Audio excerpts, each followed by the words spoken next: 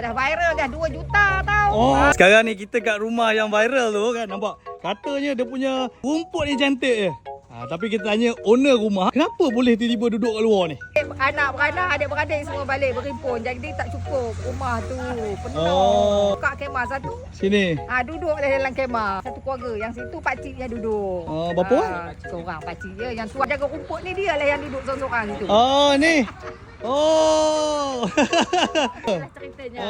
Untuk rumput pula siapa yang jaga? Pakcik yang jaga. Pakcik jaga rumput? Hari-hari cabut cari rumput yang mana yang liar-liar tu cabut buang. Tengok tu rumputnya. Cantik. Ini semua dah dijaga dah bertahun-tahun. Daripada anak makcik kecil-kecil sampai lah sekarang. Dah viral dah 2 juta tau. Dah viral dekat TikTok. Mantap. Lagi, muka Acik cek Ella lah. Ada kena-mengena dengan Ella ke? Yelah, Ella tu adik lain darah, lain mak bapak. Oh.